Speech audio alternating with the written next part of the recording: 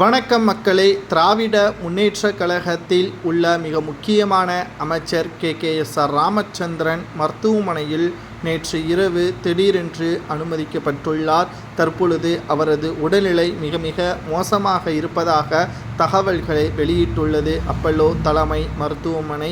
நேரடியாக முதல்வர் ஸ்டாலின் அவர்கள் இன்று மாலை சந்திக்க உள்ளார். குடும்பத்தினர்களோ அல்லது நிர்வாகிகளோ யாரும் அமைச்சரை சந்திக்கக்கூடாது என்றும் அப்பல்லோ தலைமை மருத்துவமனை வெளியிட்டுள்ளது.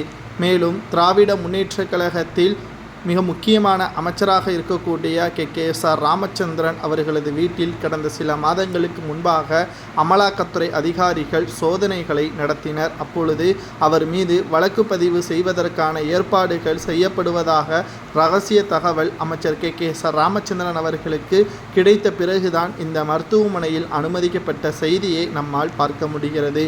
மேலும் செந்தில் பாலாஜி அவர்கள் எப்படி திட்டமிட்டு நாடகமாடினாரோ, அமலாக்கத்துறை அதிகாரிகள் கைது செய்யப்பட்ட பொழுது நெஞ்சுவலி வந்ததாக நாடகமாடினாரோ, அதே போல்தான் தற்பொழுது கைதுக்கு முன்பாகவே நாடகமாடிவிட்டால் கைது செய்வதற்கு வருகை தரும் பொழுது இதை வைத்து அவர்கள் தப்பித்து விடலாம் என்ற எண்ணத்தில்தான் தற்பொழுது அமைச்சர் கே.எஸ்.ஆர். ராமச்சந்திரன் மருத்துவமனையில் அனுமதிக்கப்பட்டிருப்பதாக தகவல்களை பாஜகவினர்கள் வெளியிட்டு வருகிறார்கள். ஆனால் மிக முக்கியமான தகவல்கள் நமக்கு கிடைக்கப்பெற்றது என்னவென்றால், அவரது உடல்நிலை மிக மோசமாக இருக்கிறது.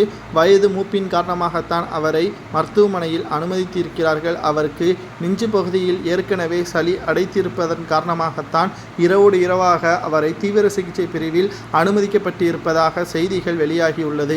அவருக்கு உண்மையிலேயே உடல்நிலை சரியில்லை என்றால் மீண்டு வர வேண்டும், அல்லது அவர் அமலாக்கத்துறை அதிகாரிகள் கைதுக்கு பயந்துதான் இப்படி நாடகமாடுகிறார் என்றால் நிச்சயம் அதற்கான தண்டனை அவருக்கு எப்படியும் கிடைக்கும் என்பதில் மாற்றுக்கருத்து கிடையாது.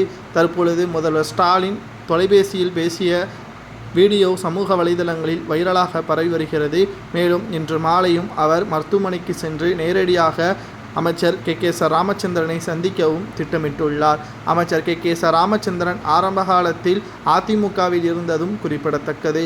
மேலும் திமுகவில் இணைந்தவுடன் அவருக்கு முக்கிய பொறுப்பும் அமைச்சராக வாய்ப்பையும் அளித்தார் ஸ்டாலின் அவர்கள்.